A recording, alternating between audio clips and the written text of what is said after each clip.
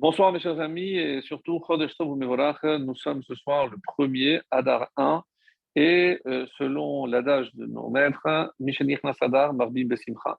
Alors on va essayer, même si on n'est pas encore en Adar 2 et on est encore proche de la fête de Purim, mais il est dit tout de même Mishenich Nasadar Marbi Besimcha. Alors dès que le mois de Adar entre littéralement, donc on augmente, on multiplie la joie. C'est-à-dire que la joie est toujours là. Et la fin de la phrase, même si on l'avait dite déjà par le passé, de la même façon on augmente la joie, lorsque commence le mois de Av, Mema'atin Bisimcha, on diminue la joie. Diminuer ne veut pas, ou augmenter, veut dire que la simcha est toujours là, soit il y a une raison pour augmenter, soit une raison pour diminuer. Donc en Av, évidemment, c'est clair, c'est parce que Dieu a voilé sa face, et c'est Aster, Astir, Panaï, et lorsque Dieu voile sa face, donc malheureusement nos ennemis prennent le dessus, et c'est pour ça que tous nos malheurs sont arrivés pendant cette période. Mais la raison maintenant qui aujourd'hui fait que nous devons nous réjouir, c'est parce que commence le mois de Hadar. Alors la question est, est-ce qu'il y a un lien avec la paracha du Trouma, puisque généralement ça va de pair, donc quel pourrait être le lien, surtout que cette année, en ayant Hadar 2, ça veut dire que on n'annonce pas encore la fête de Purim. Est-ce que la joie de Hadar est liée à la fête de Purim ou à autre chose? Alors, le fait que précisément, on va repousser Purim au deuxième Hadar et la Gemara, donc c'est rapporté aussi dans la Halacha, et pourquoi on célébrerait plus le deuxième mois de Hadar que le premier? Alors, est-ce que si déjà le premier mois, le 14 et le 15 Hadar se présentent, est-ce que ça ne veut pas dire faire passer une mitzvah, une joie que j'aurais pu célébrer et repousser un mois après? Et la réponse étonnante de la Gemara, de nos Chachamim, est que Somchin Geoula Ligula. Donc on va juxtaposer une délivrance à une autre. Et évidemment, l'allusion ici est claire, c'est l'allusion de la fête de Purim et l'allusion à la libération, la délivrance de Pessah. Donc deux fêtes qui marquent la délivrance. Ici, c'est la fin de l'exil de Paras, puisque après les événements relatés dans la Megillah, donc on va assister quelque temps après au retour des exilés à la reconstruction du deuxième Beth Hamikdash. Et évidemment, la sortie d'Égypte marque la première de toutes les délivrances, celle qui va marquer d'ailleurs toutes les délivrances à venir et surtout la nôtre, celle que nous attendons impatiemment, puisque comme nous avons été délivrés à Nissan, la dernière de toutes les délivrances se passera aussi en Nissan.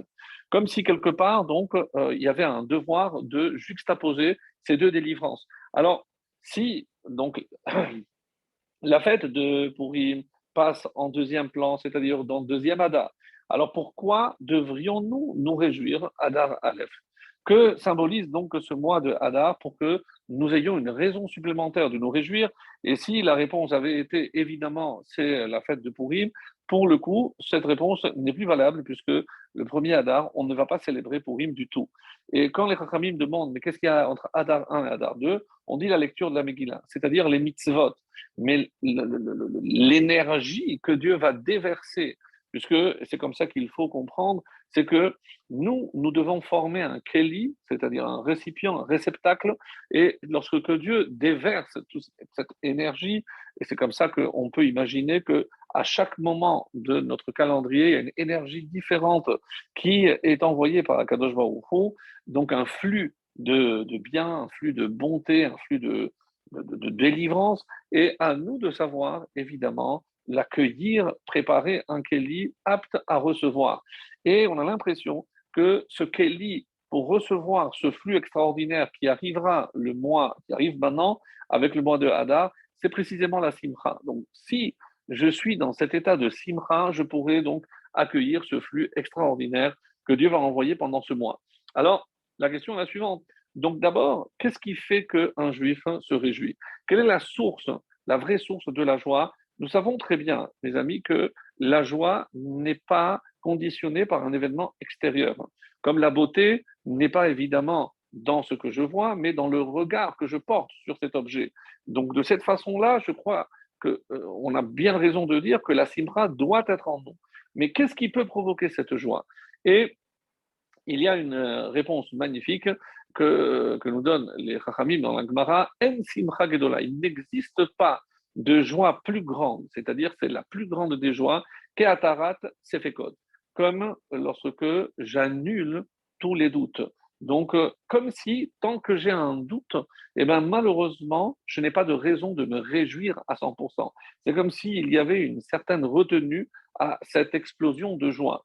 Et donc, quel est justement alors ce doute? De quel doute s'agit-il? Et on a évidemment la preuve que à Purim, donc il est question de Amalek. Et puisqu'on parle de Amalek, la première fois qu'il nous a attaqués, c'est lorsque, juste avant va y avoir Amalek, lorsque le texte dit et Amalek est survenu, il est arrivé, il est venu pour attaquer Israël. La phrase juste avant, et c'était la question que était en train de poser les béné Israël, les enfants d'Israël, Hayesh Hashem Bekirbenu im Ayin. Est-ce que Dieu est parmi nous ou non? Donc, ils ont posé une question qui soulève des doutes. Dès que le doute apparaît, Amalek, évidemment, apparaît et attaque. Autrement dit, c'est nous qui provoquons la venue de Amalek. C'est pas Hachem qui nous envoie Amalek. Et la question bien connue, mais comment expliquer qu'ils étaient protégés de toutes parts, l'allusion à la soukha qui des quatre coins, et par en bas et par en haut.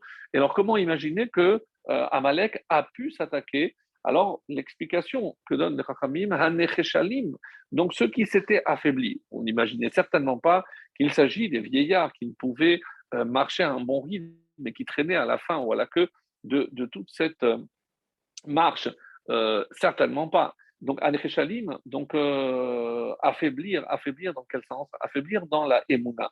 C'est précisément ce qui était à l'origine de cette question. Est-ce que Hachem est toujours avec nous? Est-ce qu'il va nous accompagner comme il nous a montré tous ces miracles en Égypte? Est-ce que le quota de miracles étant fini, qu'est-ce qui nous attend? Est-ce qu'il va véritablement, ou nous a lâchés, livrer à nous-mêmes en quelque sorte? Pas Shalom si Dieu existe, mais est-ce qu'il va continuer à nous guider ou alors il va nous laisser livrer à nous-mêmes? Donc, cette question, est-ce qu'on peut être capable à un certain niveau de sentir la présence d'Hachem comme on l'a vu lors de la sortie d'Égypte jusqu'à la dernière de toutes les manifestations d'Hachem, lorsqu'il a ouvert la mer. Donc, c'était la 11e plaie, pour ainsi dire. Donc, comment on va continuer à vivre dès l'instant où il n'y aura plus donc cette présence continuelle d'Akadosh Baruch Hu? Et là vient Amalek.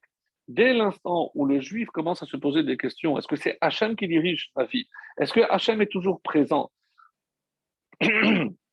C'est là où, évidemment, apparaît ce doute et le doute entraîne Amalek. Donc, ce qu'on est dit, en train de dire, c'est que pour quelle raison, lorsque Hadar arrive, j'ai une raison de me réjouir? C'est parce que disparaissent les doutes. Ça veut dire comment je peux faire disparaître les doutes. Tout le monde a des doutes, en tout cas des questions, oui. Mais la réponse se trouve dans le nom du mois et non pas dans la fête du mois. Parce que nous, on pense toujours que c'est la fête qui est à l'origine de ce que le mois représente. Non.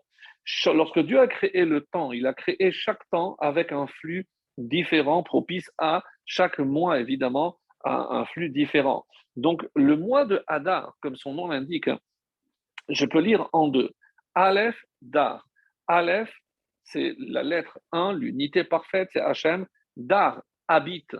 Donc, comme en hébreu moderne, un appartement, on dit dira, la dour. Donc, c'est habiter. Euh, Quand on sait que Hachem va justement demander dans la paracha de Teruma la construction d'un mishkan, d'un tabernacle, d'une résidence. Et on verra par la suite ce que le Midrash nous dit à ce propos, très intéressant parce qu'on utilise plusieurs paraboles. À quoi cela ressemble-t-il? Comment Hachem, qui est Malé Olam, donc il remplit le monde, comment il peut nous demander un petit lieu, que ce soit le Mishkan dans le désert ou plus tard le Beth Amikdash, le temple à Yerushalayim? Donc comment c'est possible? Comment on peut expliquer une chose pareille? Quoi qu'il en soit, donc dans le mot Hadar, c'est Hachem habite. C'est-à-dire que je dois me convaincre que ce mois, plus que tous les autres, eh ben, Hachem est non seulement présent, mais c'est lui qui dirige tout.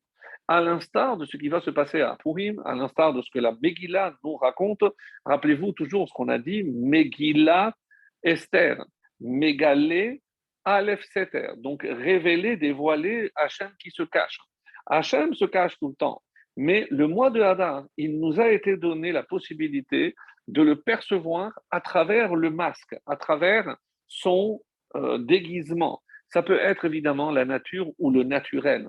Donc pourquoi? Et pourquoi les Chachamim disent qu'il faut juxtaposer une délivrance à l'autre? Parce que celui qui est capable de voir Hachem dans le naturel aura le mérite de le voir dans le surnaturel. Donc c'est comme si on était en train de dire que Purim est la fête où Dieu se révèle dans le naturel. Il n'y a pas de miracle.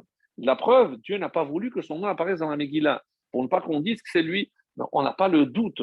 Et comme l'explique la Chassidoute, donc l'homme a des levushim. Levushim, c'est l'aspect extérieur. Donc par quoi je reconnais quelqu'un? Par sa parole, par ses actes, pas sa pensée, parce que je n'ai pas accès à sa pensée. Donc Hachem aussi a un levush. Et ce levush, c'est comme une sorte de cape dans laquelle il va s'entourer. Et c'est l'autre explication du mot Adar, ça vient de aussi Aderet. Aderet, c'est une cape, un manteau royal, donc un vêtement noble. Et pourquoi? Parce qu'avec une capuche et une cape, je ne reconnais pas. Mais c'est pour cela qu'on dit que Hachem s'est caché, il s'est masqué en quelque sorte. Mais lorsque vous voyez un vêtement ou une personne agiter un bras, par exemple, vous n'allez pas dire que c'est la chemise qui bouge. Vous n'allez pas dire que c'est le pull qui bouge. C'est évident. Pourquoi? Parce que c'est la personne qui porte. Donc, de la même façon, lorsque les événements qui m'entourent, eh ben, je ne vais pas dire que ce qui arrive, c'est ça la réalité. C'est une réalité qui révèle la manifestation, la main de Dieu qui est cachée. Et pourquoi dans le naturel? Donnez-moi un exemple d'un événement naturel où Dieu se cache. Eh ben, tellement que des fois il se cache, qu'on a du mal à croire que c'est un événement voulu par Hachem. Je prends un exemple très simple. Comment imaginer, nous on attendait le retour sur la terre d'Israël avec vraiment quelque chose de formidable, avec une flopée de Chachamim, de Mekoubalim qui allaient ouvrir la marche.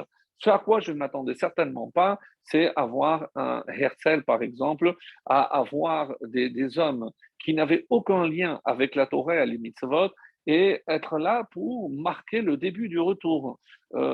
Comment Hachem a permis un retour dans, on va dire, dans ces conditions? Parce que ça, c'est la condition, c'est la préparation à la Géoula, et c'est ça le symbole, mes amis, de Purim. Le symbole de Purim, c'est savoir interpréter. Évidemment, je peux lire toute la Megillah sans parler de Dieu, la preuve que son nom n'apparaît pas. Mais je peux dire que c'est un hasard, qu'il a fallu un enchaînement d'événements, tout ce que vous voulez. Mais apprendre à lire la Megillah, c'est apprendre à révéler Dieu lorsqu'il se cache. On aura l'occasion de revenir évidemment sur la Megillah, mais je pensais qu'à ce stade, il est extrêmement important de comprendre que la Géoula, la délivrance de Purim, prépare la Géoula de Nissan, de Pessah. Donc, de là où on dit que si, c'est un enseignement qui est attribué au Rabbi Lubavitch, c'est pourquoi c'est le mois de Hadar qui se dédouble. La réponse est simple, elle est connue, parce qu'il faut que le mois de Nissan, pardon, la fête de Pessah tombe toujours en printemps. Donc, de peur que des fois ce soit trop tôt, donc en intercalant un Hadar 2, donc ça repousse et ça fera en sorte que le mois de Nissan tombera toujours au printemps. Donc, ça, c'est la raison classique. Mais du coup, si je dis que le mois de Hadar, c'est le mois où il y a plus de joie, donc du coup, on a 60 jours de joie. Donc, c'est ça qui est extraordinaire. Donc, si on devait dédoubler un des 2 mois, autant que ce soit celui dans lequel il y a une joie immense.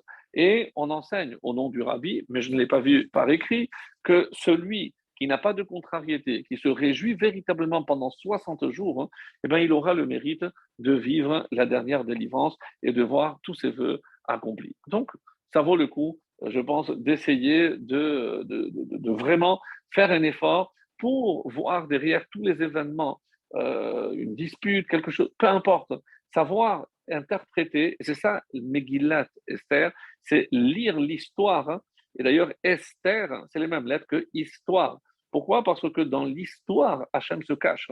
C'est le même, si vous entendez, Esther, histoire, c'est la même chose. Donc, parce que Hachem a opté de se cacher pour permettre à l'homme de le découvrir. Et c'est ça tout le défi, évidemment, qui nous est lancé dans ce mois de Hadar. C'est pour ça, Mishenichnas Hadar. Donc, lorsque il entre Il hante parce que c'est une énergie qui va descendre et qui nous permettra, avec évidemment beaucoup de volonté de Emouna, de voir la main de Dieu dans tout ce qui va advenir le ou les 2 mois qui arrivent pour nous préparer à la délivrance finale. Bezrat Hashem. Donc voilà, ça c'était juste une entrée en matière. Mais pour l'instant, je n'ai pas évidemment fait le lien avec notre paracha.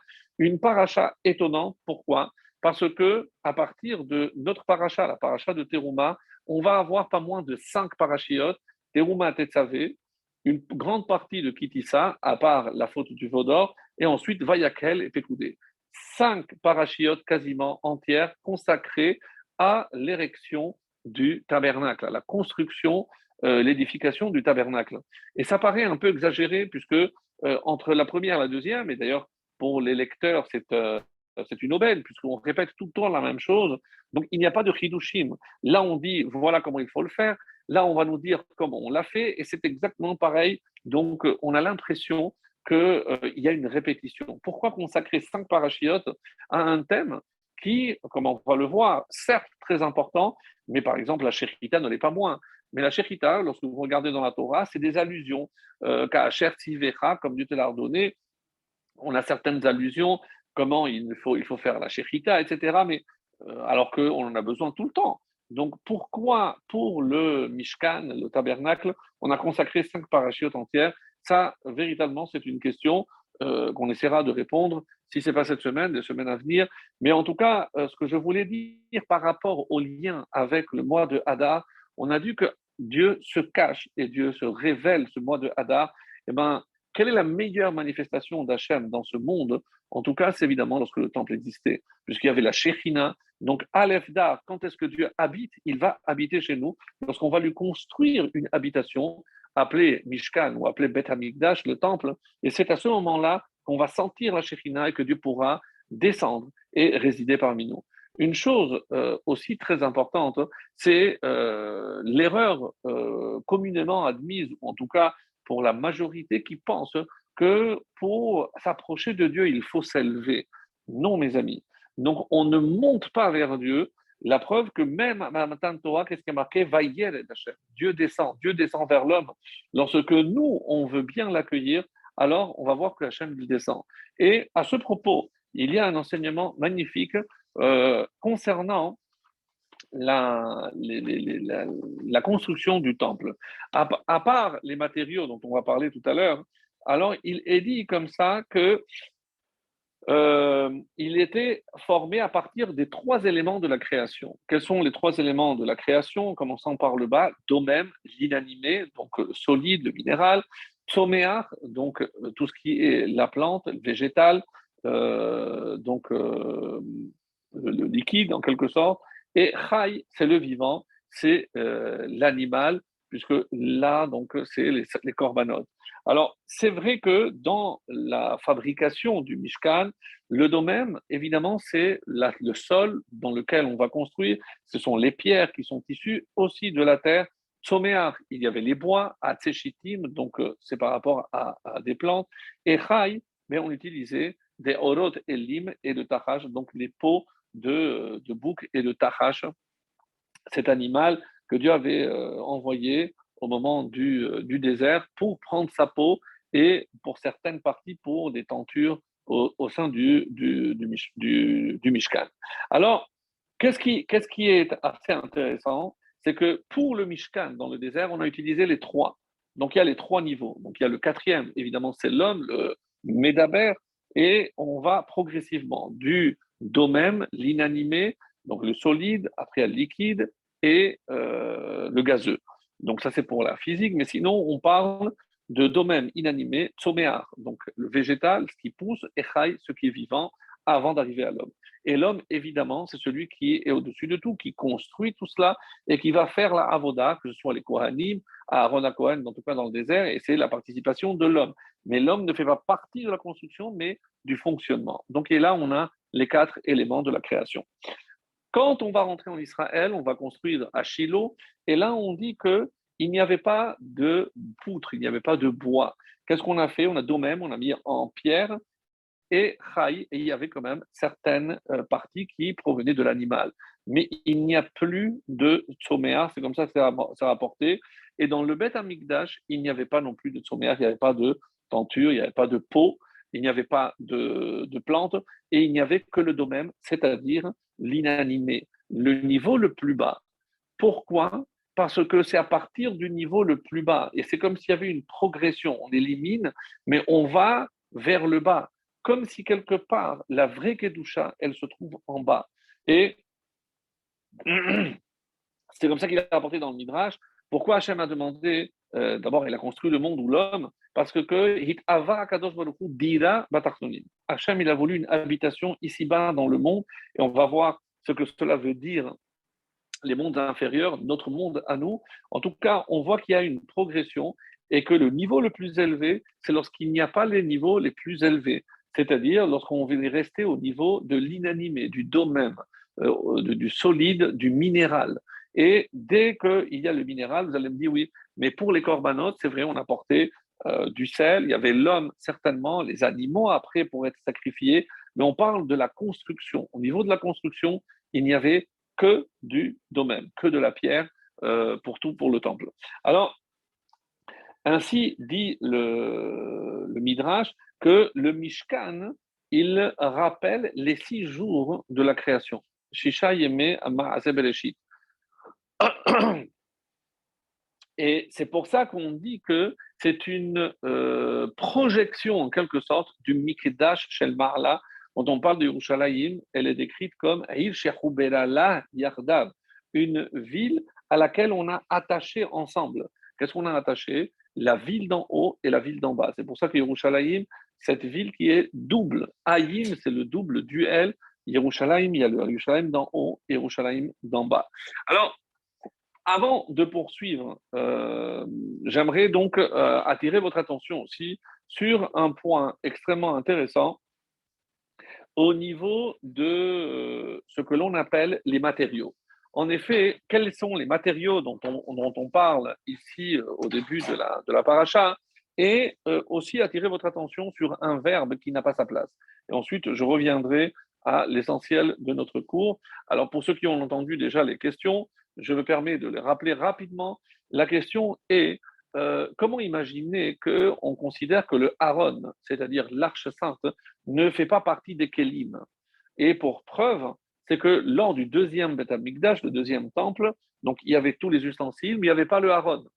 Donc si je dis que tout le but de la construction du temple, c'est pour garder ce qu'il y avait dans le code de Shakodashim, mais si le code de Shakodashim est vide, il n'y a pas d'arche, il n'y a pas les tables, il n'y a pas les chérubins, il n'y a rien.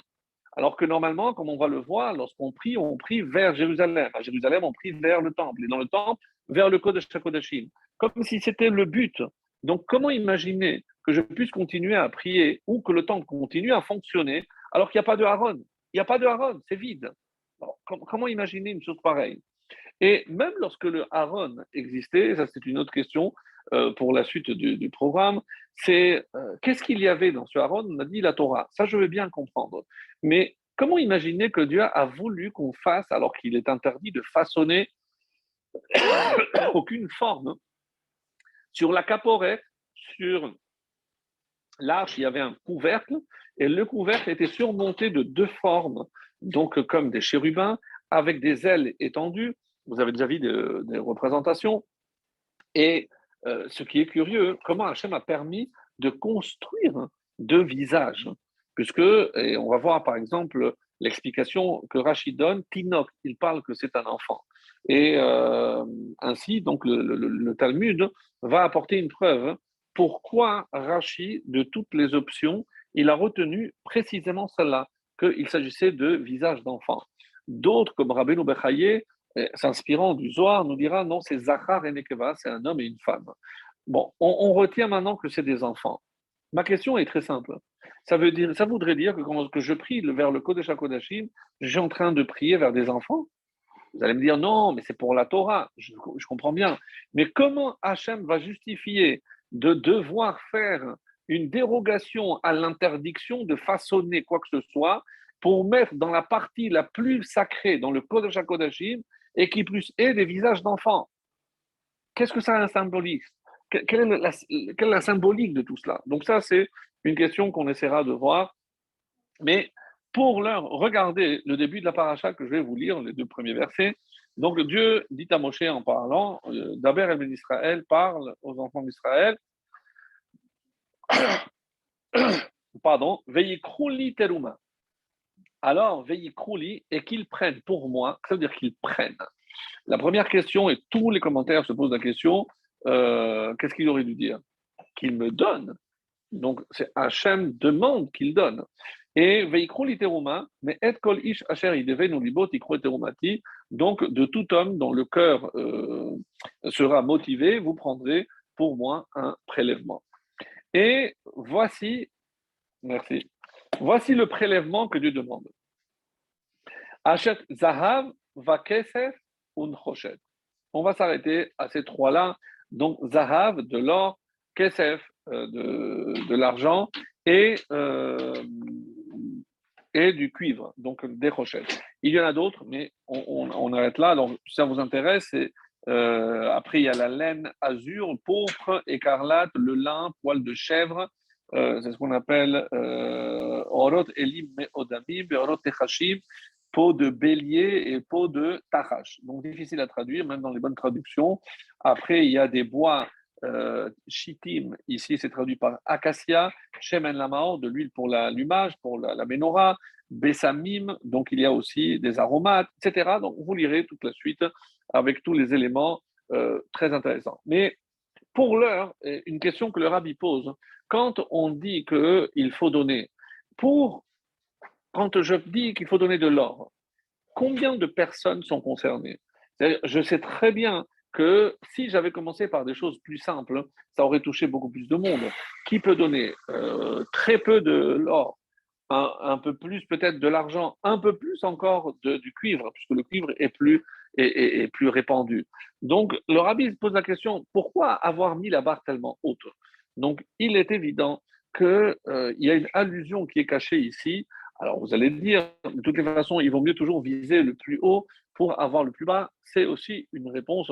Mais d'après la réponse que le rabbi propose, c'est les initiales. Zahav, Ze Hanoten Bari.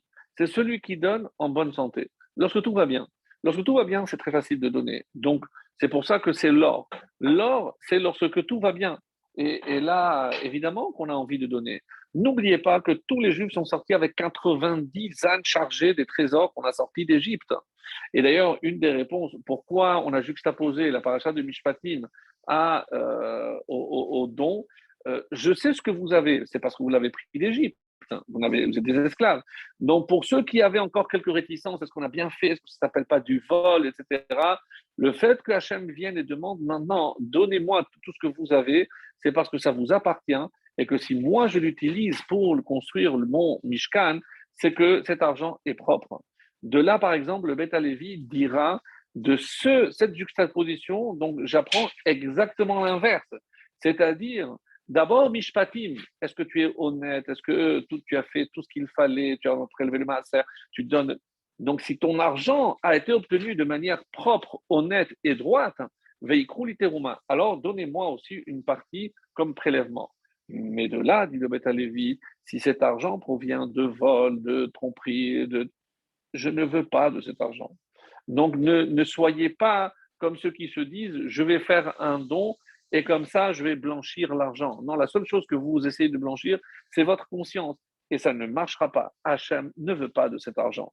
Donc, c'est le Beth Alevi, une très très belle explication.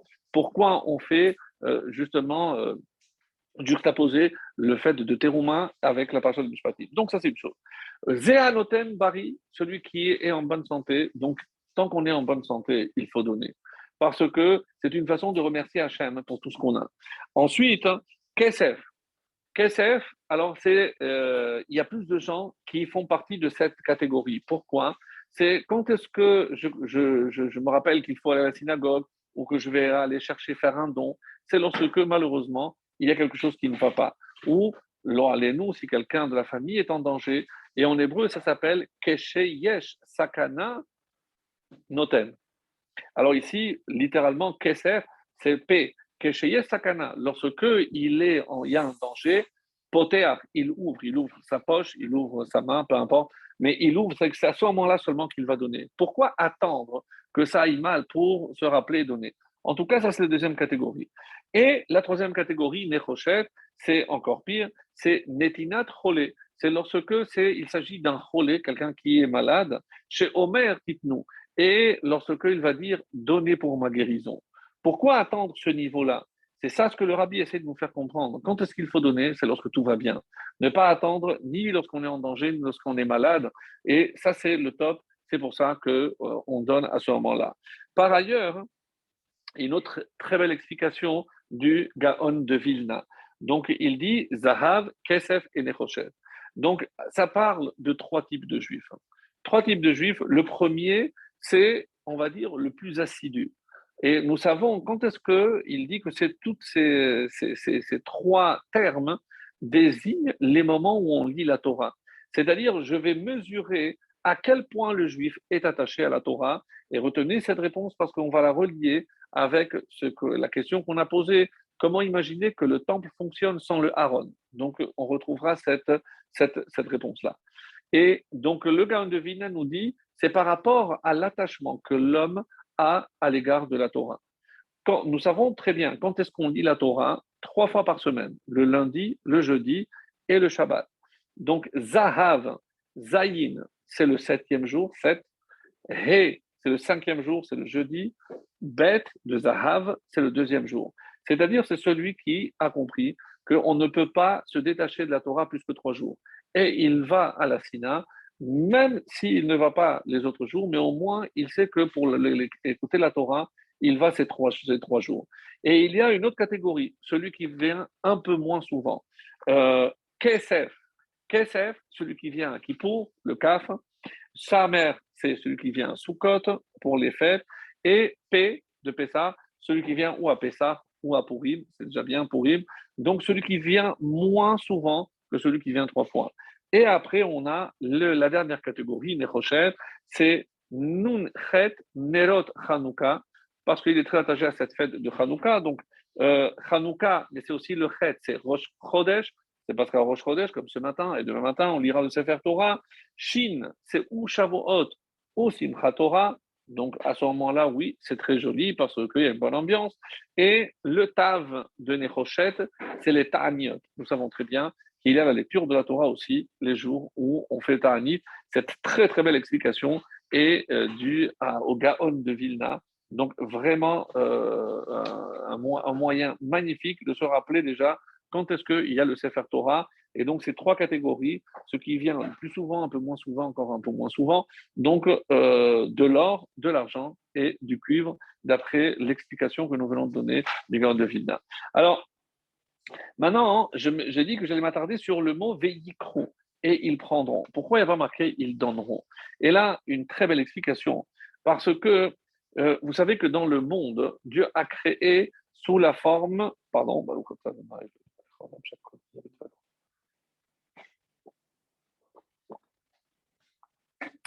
de deux principes qu'on appelle Mashpia et Mekabel. Dans le monde, il y a ceux qui donnent, celui qui influence et celui qui reçoit.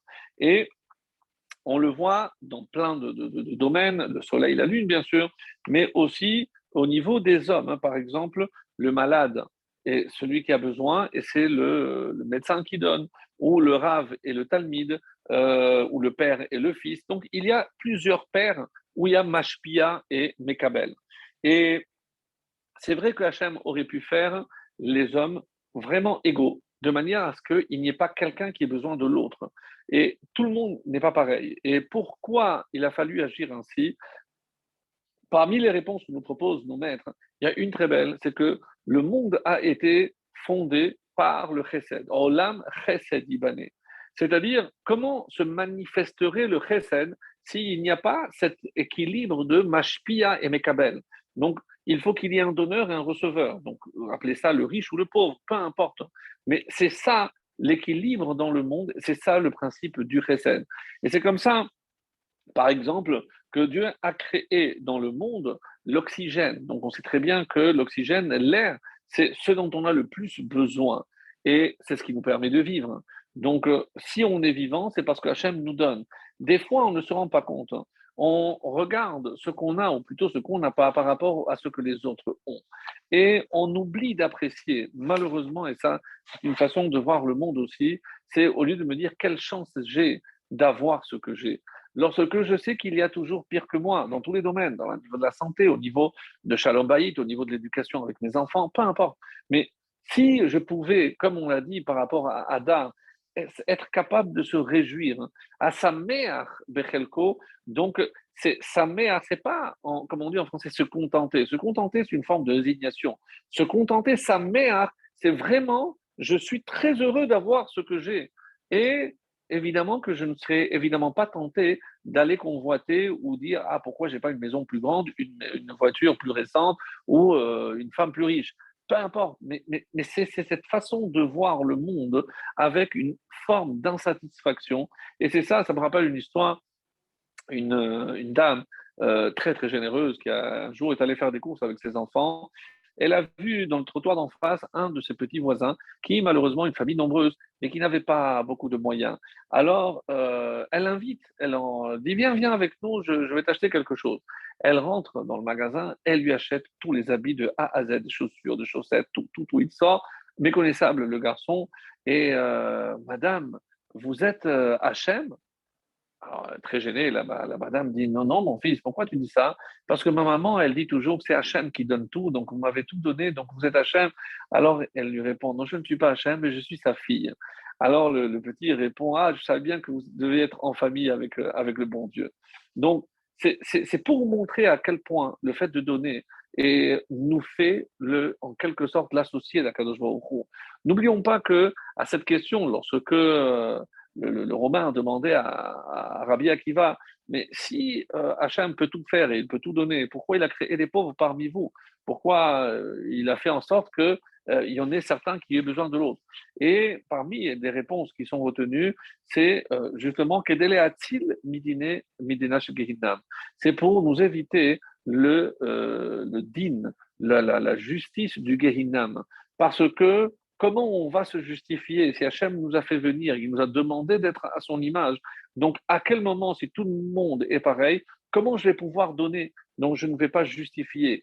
Et donner, ce n'est pas parce que je suis pauvre que je ne donne pas. Je donne aussi moins parce qu'il y a toujours plus pauvre que moi. Donc, on voit bien ici que donner veillikrou, c'est prendre ici, savoir que c'est pas, il ne s'agit pas que lorsque je donne, mais je suis en train de prendre. Donc, par exemple, ça me vient à Purim, bon, pas dans ce mois, mais le mois prochain, il y a une mitzvah qui s'appelle Matanot Lavionim. Matanot Lavionim, c'est les cadeaux pour les pauvres. Mais de quoi il s'agit? De donner des denrées, de l'argent. Et pourquoi j'appelle ça des cadeaux? À qui je fais un cadeau? À quelqu'un à qui je dois quelque chose. Quelqu'un qui m'a donné, donc je dois restituer. Donc, le renvoi d'ascenseur, je fais un cadeau à celui que je connais, avec qui je vais établir un lien. Mais ici, c'est des pauvres. Pourquoi on appelle ça un cadeau? Parce qu'il te fait un cadeau à toi, c'est de lui permettre de donner. Et c'est parce que nous, on ne voit pas avec les bons yeux. Nous, on a l'impression qu'on est en train de donner. Non, prendre, veillikrou, c'est lorsqu'on donne à Hachem, c'est là où on prend toutes ces brachot. Et c'est pour ça que le verbe ici exprime exactement ce qu'il veut dire. Et c'est ça, c'est ce que nous devons apprendre.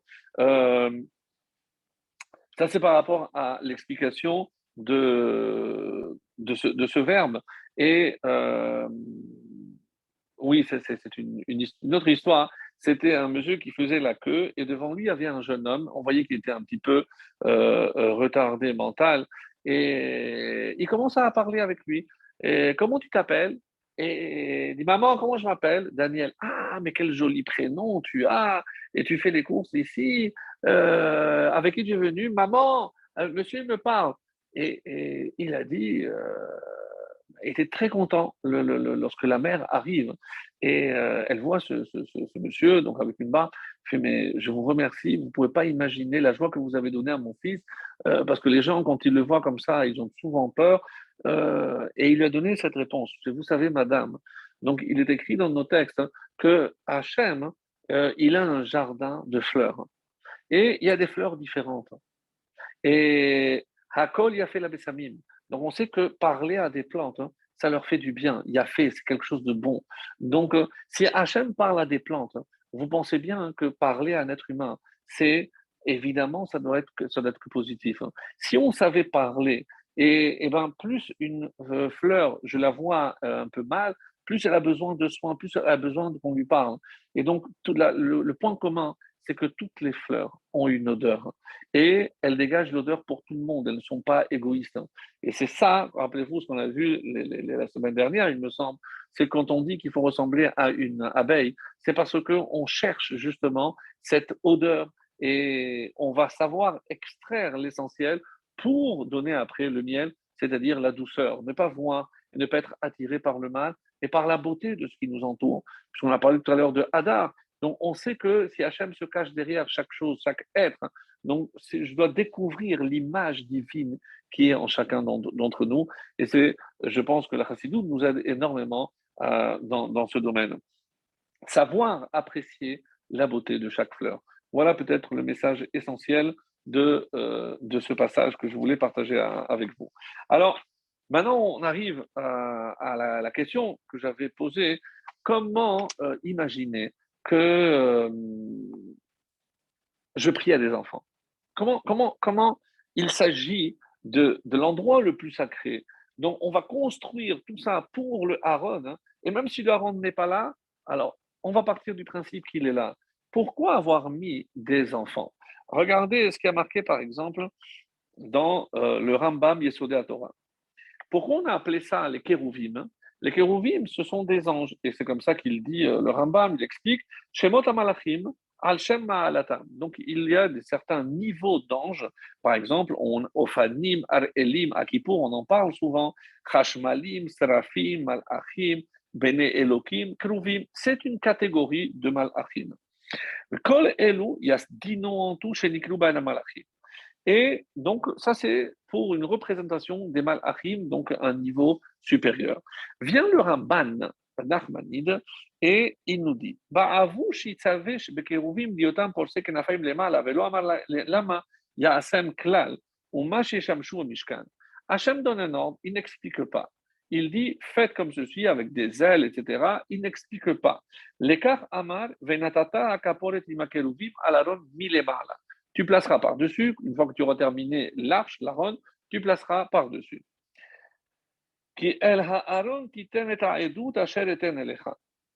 Alors, bien le Ramban explique que représente le Aaron, qu'est-ce qu'il représente, et il dit que Yeli qui sait kavod, qui ani avaed lecha, sham ve ashkin shechinati alehem ve dibarti itecha me'ala kaporet.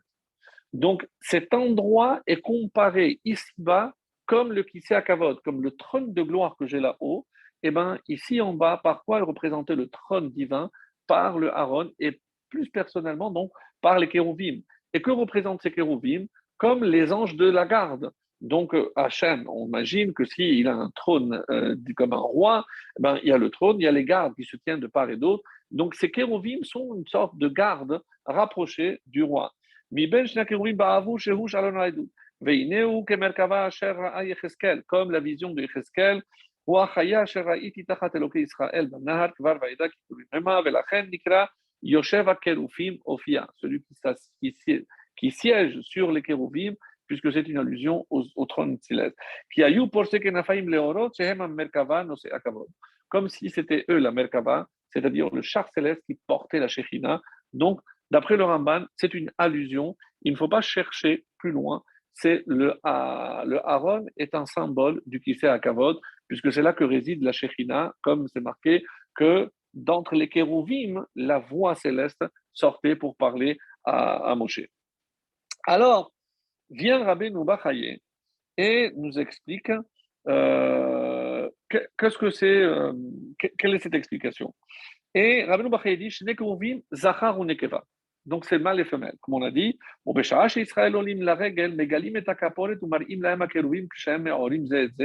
Donc quand il y avait la alia de la règle, c'est rapporté comme ça dans le Mochaye, donc on ouvrait, personne ne pouvait rentrer, mais il tirait donc, la caporette, le rideau qui séparait, et tout le peuple pouvait voir de l'Aaron, en tout cas pour le premier Beth Amikdash, et on voyait les deux kérouvim s'enlacer. Et maintenant, on comprend pourquoi on compare Zachar et Nekeva. Parce que l'amour entre Israël et Hachem, il n'y a pas d'intermédiaire, comme entre le mari et la femme. Il n'y a pas d'ange, il n'y a personne. Vous savez très bien, chaque nation a un ange tutélaire, un ange qui le représente. Quel est l'ange d'Israël? Il n'en a pas. Lui est directement lié avec Akadosh Baruch Hu. Et c'est ça le symbole des Kérouvim, Zachar et Nekeva. Comme entre le mari et la femme, il n'y a rien qui sépare, et bien entre le peuple juif et Hachem, il n'y a rien. Il n'y a pas d'intermédiaire. Alors, Rashi, dans l'explication, dit à quoi ressemblaient les kérouvim, quelle face ils avaient, et il répond, le chapitre 25, le verset 18, Partsouf tinok lahem. Ils avaient le partsouf d'un tinok, d'un bébé. Et pourquoi un tinok? Alors, dans le traité de Souka, page 5, Amoud Bet, folio B, Maï Kérouv. On pose la question, qu'est-ce que c'est le Kérouv? Et Amar Rabbi Abaru, Keravia, comme Ravia. Qu'est-ce que c'est Ravia? Sheken Bebavel, en Babylonie, Koin, les Yanouka, on appelait les bébés Ravia. Pourquoi Ravia? Ravia, c'est grandir. Pourquoi? Parce que Gadel Vetsomea, parce qu'il pousse, il grandit. Velachen, Kérouv, qu'est-ce que c'est Kérouv? Ravia, comme un bébé. C'est l'explication, et on a l'impression que c'est pour ça que Rashi a opté pour cette explication, c'est celle qui colle le plus au texte. Amar Abaye, la directive, Pene Echad, Pene Kérouv, Pene Sheni, Pene Adam, Verainu Kérouv, Verainu Adam. Donc si on dit qu'il y a un enfant, un visage d'enfant, un visage d'adulte, c'est le papa et le fils. Et là, Apé Ravrevé et Apé Zoutré. Donc, un, il y avait un visage d'adulte et l'autre avait un visage de petit. Qu'est-ce que ça veut dire? C'est pour dire que c'est comme le père et le fils. De la même manière qu'il y a un lien entre le père et le fils, puisque nous, Israël, on est appelé Banim, on est considérés comme les enfants d'Hachem. Donc, c'est une autre explication d'après la Gemara. Et pour revenir à Rabbeinu Bechaye, et c'est comme ça qu'il dit Bidvekut gufani shen lemala mimenu sheyefshar be'emtsaï. Et donc, c'est le lien le plus intime qui puisse exister entre deux êtres, c'est le lien entre le mâle et la femelle, entre le mari et sa femme. Et c'est cette image qui est représentée dans le Kodesh HaKodashim, ce genre d'intimité qu'il doit y avoir entre l'homme et entre le peuple juif et Israël. Et c'est comme ça qu'il faut comprendre, mes amis, que à quoi revient donc cette image des enfants. Et c'est comme ça, par exemple, on dit dans le Rabbi, dans l'Écoute Sechot, a une explication, à Rambam, Sover, Aaron, Akapod Kulim, Kulam, Hem, Kelim, Avul, Haedut.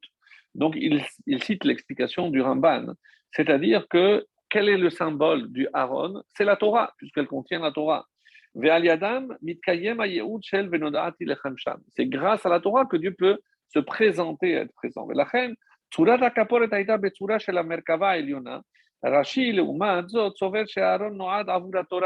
Donc, si Ramban il a dit que c'est comme le Kisei Kavod, c'est le siège pour Hachem. Rashi pense que non, que c'est pour la Torah. C'est l'essentiel, c'est la Torah. עניין אחר, pardon, ולכן צורת הקירויים הייתה בעניין אחר של דמות פרצוף תינוק. Donc, et c'est pour ça qu'il insiste, Rashi, que le visage, c'est le visage d'un bébé. Pourquoi un bébé? Parce que, mes amis, un bébé, c'est quelque chose qui est innocent. Le bébé, donc on sait très bien, ce qui caractérise le bébé, c'est l'innocence. Donc, pour Hachem, chaque juif part du principe qu'il est innocent. Donc, l'attachement qu'Hachem a avec chaque juif, c'est l'attachement qu'on peut avoir avec un bébé. Lorsque, et c'est ça l'explication, donc le père et le fils, l'élève et son élève, et son maître. Donc, c'est un lien extrêmement puissant de Mashpia et Mekabel. Donc, on a dit qu'il y a un qui influence, l'autre qui reçoit. C'est comme ça qu'on dit, par exemple, que le bébé est innocent. Et voici ce qui est rapporté peut-être un des plus beaux passages de Tanat Beliarou qu'on attribue à Eliyahu Navi. C'est une fois, il raconte Rabbi Eliyahu Navi, mais à l'herbe Adam Acher. Donc je marchais et quelqu'un qui m'a vu, comment il a reconnu que c'était Eliyahu Navi? Donc Ça prouve que ce n'était pas un homme n'importe lequel. Ve'amar li Rabbi, Shnei devarim yesh ba'olam ve'ani ohavem bilvavi ahava gemura. Il y a deux choses que j'adore, que j'aime au-dessus de tout dans le monde. Dans le monde. Et Vanyu Avem Bilbavi Ahava Gemula. Quelles sont ces deux choses-là? C'est Torah et Israël. La Torah et le peuple d'Israël, le peuple juif. Je les aime. Et pour moi, c'est les choses que j'aime le plus. Et il lui demande Aval Enioda Ezemem Kodem. Mais qui dois-je aimer d'abord? Est-ce que c'est la Torah ou est-ce que c'est le peuple juif? Et écoutez la réponse de Léonavi. Amar Tilo, béni mon fils. Darkan shel bene adam obri Torah kadma. Si tu écoutes tout ce que tous les hommes vont te dire, tout le monde va te dire, évidemment, que la Torah, puisqu'on dit que la Torah a été créée avant même la création du monde, c'est la Torah qui a précédé. C'est ce que tout le monde va te répondre. Comme c'est marqué Hachem Kanani Reshit Darko. Donc ça vient avant même la création du monde. Aval Ani Omer. Mais moi, Eliyahu Navi, je te dis, Israël Kedamo. Israël avant. Comme c'est marqué, Kodesh Israël Lachem Reshit Tevuata, le début de sa récolte. Donc, Eliyahu Navi, pour quelle raison il va à l'encontre de tout ce que tout le monde dira? Est-ce que vous pouvez réfléchir dans notre calendrier, dans nos fêtes, à quel moment on cite Eliyahu Navi? À quel moment il est vraiment présent? Il y en a deux. Vous avez déjà trouvé. La première, évidemment, c'est pendant le Seder. Pendant le Seder, on a une coupe pour lui. C'est le moment où on va rappeler la sortie d'Égypte, on va penser à notre délivrance à nous, à la délivrance finale, et c'est cette cinquième coupe qu'on pose, qu'on ne boit pas. Donc, Eliyahu Navi, c'est évidemment au Seder, et la deuxième, bien sûr, c'est lors d'une Brit Mila. Quel est le point commun, mes amis? C'est que la Brit Mila, c'est précisément, c'est par cet acte que on rentre et on appartient au peuple juif. Eliyahu Navi est là pour être sûr que tous les enfants circoncis rentrent dans le peuple juif. C'est leur identité. Donc, ça, c'est l'identité. Et quelle est la deuxième, la Haggadah? La Haggadah, c'est appartenir à une nation. Donc, Eliyahu Navi a, certains diront que c'est les deux mitzvot qui sont les plus pratiqués, même surtout aussi en Israël, où c'est pas forcément le Shabbat, mais le Seder, la majorité des Israéliens célèbrent le Seder. Et évidemment, une des mitzvot les plus courantes, c'est la Mila, même lorsque malheureusement un papa n'a pas eu la chance d'épouser une juive, cherchera quand même malgré tout à faire la Mila à ce fils qui, né d'une maman qui n'est pas juive, évidemment ne sera pas juif. Et c'est pas la Brit Mila qui le fera juif, cela va de soi. Donc, ces deux actes, c'est pour montrer, c'est pour ça qu'Eliyahu Navi est tellement attaché au peuple juif, parce qu'il le suit du début jusqu'à la fin, de la naissance jusqu'à la délivrance. Donc, pour Eliyahu Navi, l'important, c'est le peuple juif. Et c'est être attaché au peuple juif. Comment sauvegarder le peuple juif? On peut vivre sans le Aaron, mais on ne peut pas vivre sans juif. Parce que même sans Torah, le juif est juif. Mais le monde sans juif, la Torah ne servirait à rien. Et c'est une des questions qu'on va essayer de répondre dans cette dernière partie. En tout cas, la question, alors pourquoi des enfants? Pourquoi l'image des enfants à l'intérieur? La réponse classique que vous avez déjà certainement entendue, c'est au moment où Hachem s'apprêtait à donner la Torah, il a demandé à Moshe, écoute, moi j'ai besoin de garants. Est-ce qu'on a des garants qui me garantissent que la Torah ne va jamais être abandonnée? Alors il a dit, les Avot, non, ils ne seront plus là. Nos parents, et au moment où il a dit, non, nos enfants seront les garants, c'est à ce moment-là que Dieu a accepté. Alors, la question est, mais est-ce que vous réfléchissez logiquement? Est-ce qu'on peut faire confiance? Est-ce que si moi je vais faire un prêt, je vais prendre comme garant un enfant? Est-ce que si je vais avec des enfants à la banque, ils vont me faire un prêt? Mais c'est quoi cette logique? Qu'est-ce que Dieu cherche? Dieu cherche à s'assurer que la Torah sera toujours présente. Et quel est le meilleur moyen? C'est pas les enfants qui sont le garant que la Torah elle sera toujours étudiée. Non, c'est que tant que le père enseignera à son fils, et tant que la transmission de père en fils se perpétuera, c'est la Torah qui sera sauvée et c'est la Torah qui sera perpétuée. Quant à quel moment de notre histoire on transmet notre héritage à nos enfants, Eh bien, vehigadta lebincha. C'est lorsque je vais raconter à mon fils l'histoire. Donc là, à ce moment-là, je transmets l'identité et je transmets tout le message à mon fils. Et on dit que c'est ça, c'est la garantie que la Torah ne se perdra jamais. Et c'est pour ça que Dieu a accepté. D'où l'importance, mes amis, lorsque je prie vers le temple, vers quoi je suis en train de prier? C'est que je peux rester chez moi. Et tant que j'ai des enfants à qui je transmets la Torah, et c'est ça ce que je voudrais, pour arriver à entamer la conclusion, pardon, comment je sais que le plus important, ça reste la Torah? Parce que, pardon, on dit qu'au moment où le peuple juif a commencé à revenir après, justement, après la fête de Purim, lors du retour des exilés de Babylone, Ezra n'est pas venu tout de suite. Alors que Ezra est l'artisan du retour, l'artisan, on dit dans la Gemara que Hachem aurait pu choisir Ezra pour donner la Torah à la place de Moshe. Donc Ezra est un personnage vraiment extrêmement important. Alors, on dit pourquoi Ezra n'est pas revenu avec les premiers exilés. On dit que tant qu'il pouvait étudier auprès de son maître, et qui était son maître? C'était l'élève du prophète Jérémie. Comment il s'appelait? Baruch ben Neria. Il était déjà très très âgé. Il est resté jusqu'au dernier souffle. Baruch ben Neria n'était plus en état de santé de remonter en Israël. Donc il a dit, moi, le temps qui me reste, qu'est-ce qu'il a fait Ezra? Il est resté jusqu'à son dernier souffle et jusqu'à son dernier souffle, il a appris la Torah. De là, on apprend que apprendre la Torah est plus important qu'aller accueillir le Mashiach. Donc ici, il y a, c'est comme ça qu'on dit, Gadol Talmud Torah min binyan Bet Hamikdash. Parce que pourquoi les Juifs sont revenus en Israël pour reconstruire le Bet Hamikdash? Oui, mais plus important encore que construire le Bet Hamikdash, c'est l'étude de la Torah. Pourquoi?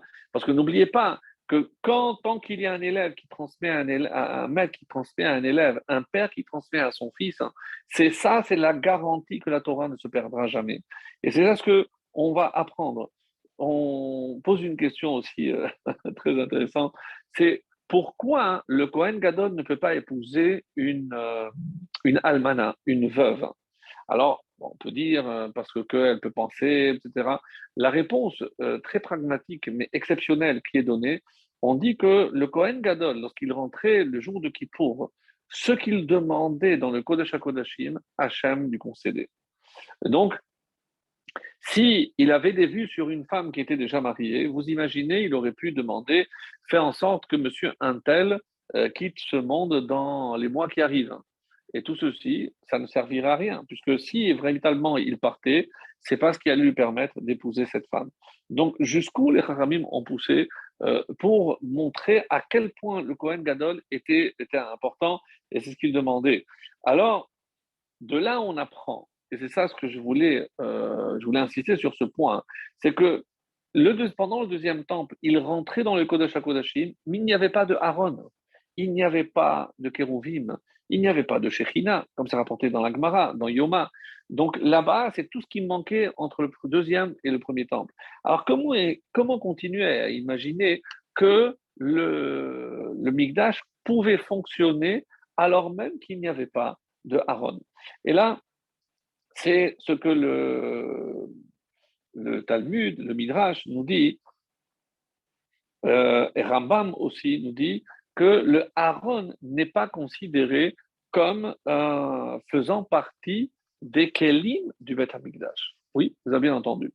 Donc, quand on va dénombrer pardon, tous les Kélim, les ustensiles du Beth Amikdash, et dans Rambam qui va donner la liste, et voici les ustensiles des Kélim du Beth Amikdash, et on donne la liste, le Aaron ne fait pas partie des Kélim.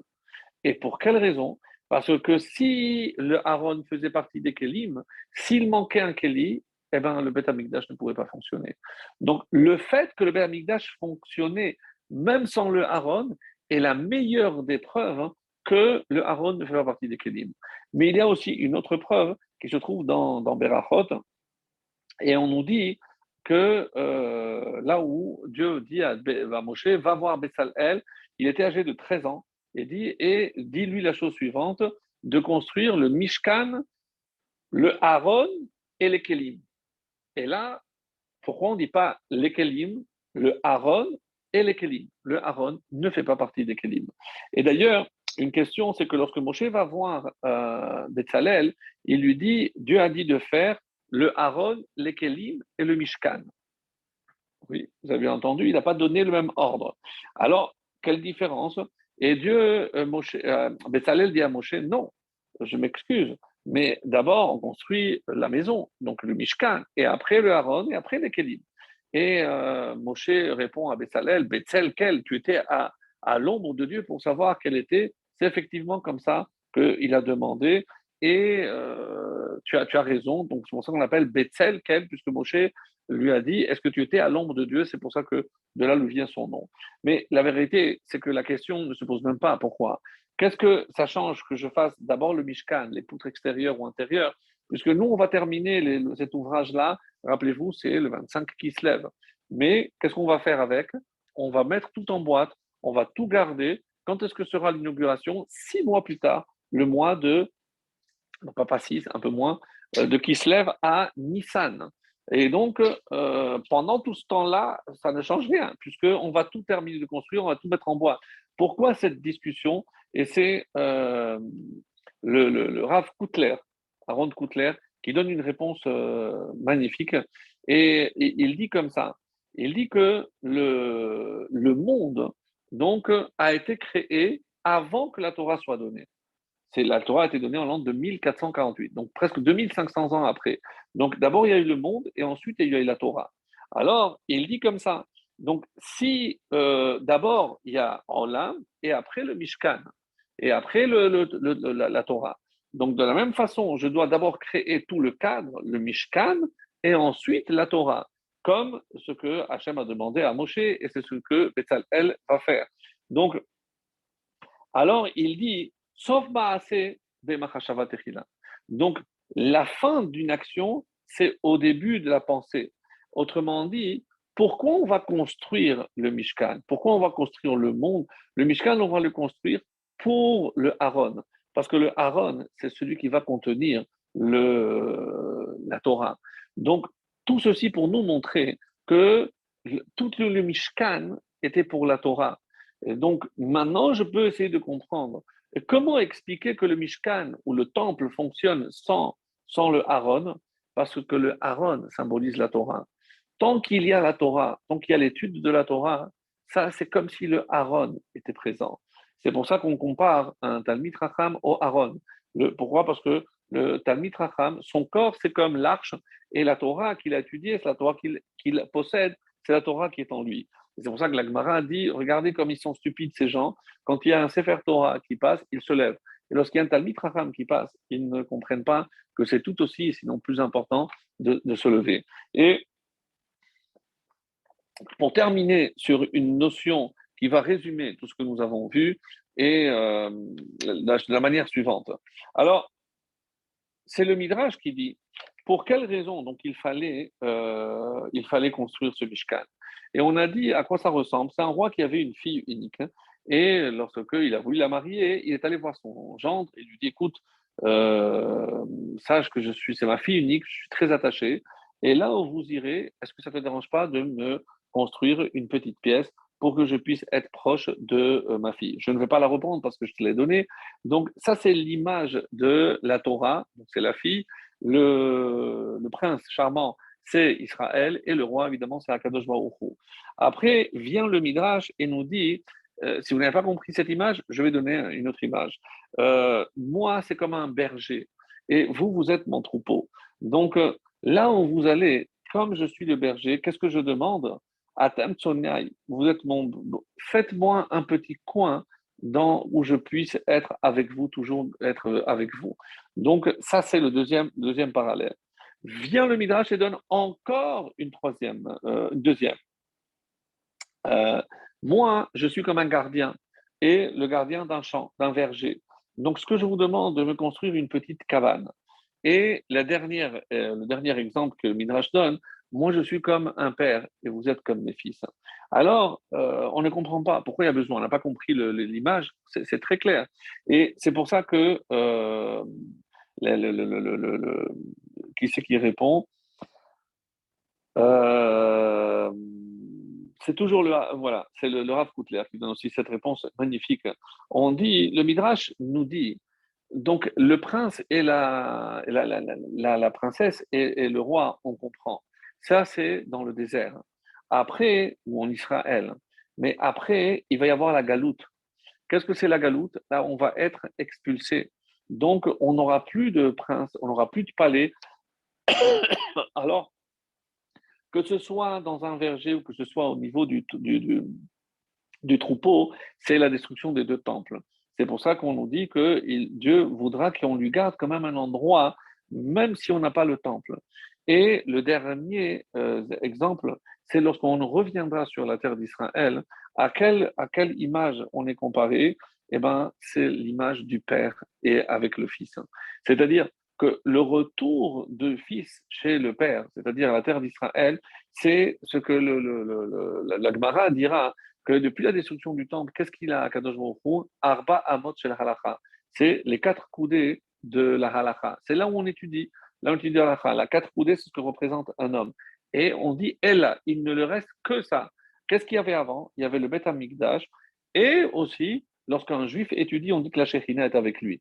Aujourd'hui, qu'est-ce qui reste, mes amis? Il n'y a plus de Beth Amikdash. Le seul endroit où la Shekhinah se trouve, c'est lorsqu'un juif étudie. Et c'est ça qui est vraiment formidable. Et en terminant par encore une très très belle image, on avait déjà vu cette notion la semaine dernière ou avant-dernière, il me semble. On avait dit que le monde est toujours basé sur le chiffre 3. Et par exemple, on a parlé des trois par rapport aux prières. On dit que le troisième est toujours plus aimé. Aaron, Myriam, Moshe, Reuven, Shimon, Lévi, que les trois rois, c'est Shlomo qui est le plus aimé parce que c'est lui qui va construire le Beth Amikdash.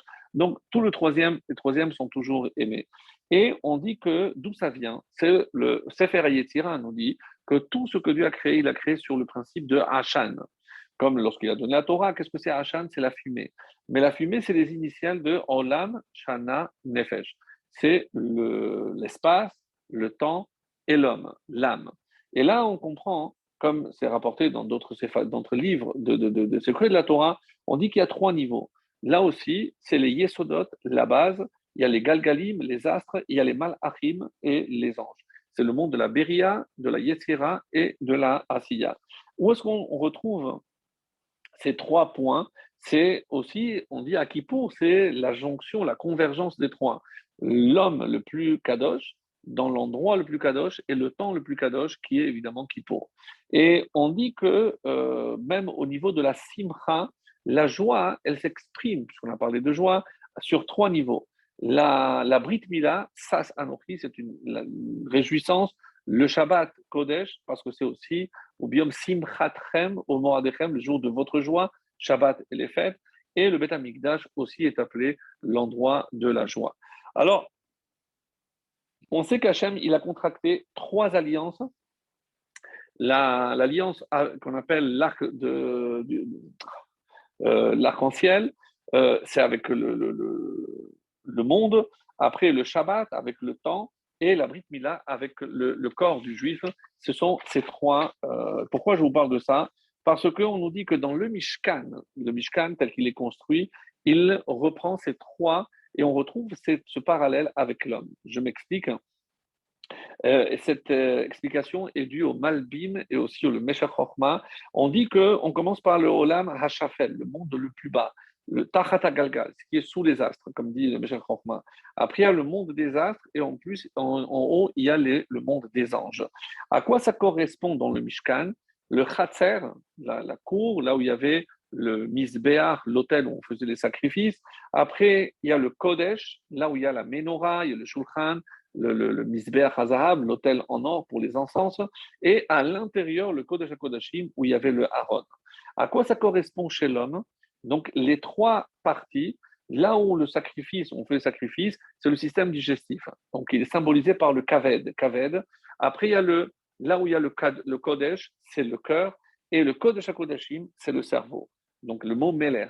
Et ce qui est très intéressant, puisqu'on a parlé depuis le début de Mashpia et de Mushpa, celui qui est influencé, qu'est-ce qu'on remarque? Que l'influence va de haut en bas. Les malachim peuvent avoir une influence sur les astres et les astres sur l'homme, mais pas l'inverse. L'homme ne peut pas avoir des influences sur le monde, ni des astres, ni encore moins des anges. Et comment ça se traduit au niveau du corps humain? Donc, ce que je mange a forcément une influence. Donc, moi, j'ai une influence, je peux influencer le système digestif, mais je ne peux pas diriger le cœur. Le cœur, les battements, la peur, etc., les sentiments, c'est très difficile à contrôler. Donc, mais le cœur peut influencer le reste du corps. Et évidemment, ce qui se cache au fond de l'homme, c'est sa pensée, c'est celle qui est au-dessus de tout, à laquelle je n'ai pas accès, mais qui, on parle aujourd'hui des maladies psychosomatiques, mais on sait que le cerveau peut contrôler tout le reste du corps. Donc, et là, on dit que le Aaron est le plus important. Et qu'est-ce que c'est le Aaron? Le Aaron, on dit que c'est la pensée. Donc, mes amis, ce qu'on est en train de dire ici, et c'est ça, par ça que je voulais terminer. Donc, au niveau de la pensée, personne ne rentre. Et c'est pour ça qu'on dit que lorsque on va rentrer dans le Kodesh HaKodashim, même une mauvaise pensée pouvait faire en sorte que le Kohen Gadol pouvait mourir sur place. Ainsi, on demande que le roi David Ameller, il a posé la question euh, quel jour, quand est-ce que je vais mourir? Dieu lui dit, ça fait partie des choses que tu ne peux pas savoir. Tu peux me dire au moins quel jour? Il lui dit, je peux te dire quel jour. C'est un Shabbat. Ah non, pas un Shabbat. Imagine que je meurs le matin, on devra attendre le soir, je ne veux pas souffrir, etc. Est-ce que je ne peux pas mourir le dimanche? Il dit, non, tu ne veux pas mourir le dimanche parce que dimanche, c'est ton fils Shlomo qui doit être intronisé. Donc, tu ne peux pas.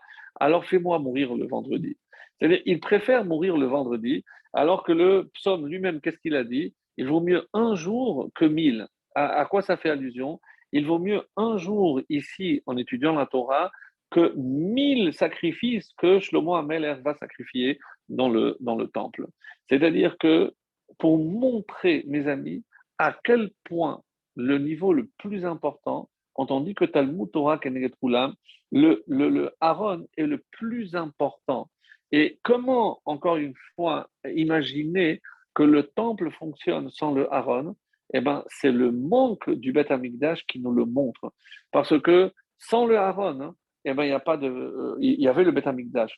Mais on a vu que le Beth Amikdash a disparu et pourtant, la Torah, elle, n'a jamais disparu. C'est-à-dire, et c'est ça, mes amis, mon message et ma conclusion, c'est que finalement, quand on prie, quand on sait que l'essentiel, c'est la Torah, tant qu'on préserve la Torah, et c'est pas simplement la préserver pour nous, c'est la préserver pas au niveau des actes, comme je l'ai dit, comme dans le Beth Amikdash. Dans le Beth Amikdash, ce qui était important, c'est ce qui se passait dans le Kodesh HaKodashim, c'est-à-dire au niveau de la pensée, de la kavana. C'est pas simplement comment je fais les choses, mais avec quelle intention je fais, quelle est la pensée que je mets dans ce que je fais. C'est là peut-être le message le plus important. Et c'est ça qui va sauvegarder le peuple juif. Donc, lorsque j'ai comme mission non seulement de préserver la Torah, mais et comment je la préserve? Le meilleur moyen, c'est précisément en la transmettant à mes enfants ou à mes élèves. Ça, c'est la garantie que la Torah ne se perdra jamais. Et de la même façon, qu'on a eu assisté à la reconstruction du deuxième temple, eh ben, c'est grâce au maintien de la Torah que nous assisterons à la reconstruction du troisième Beth Amikdash Bekaroz.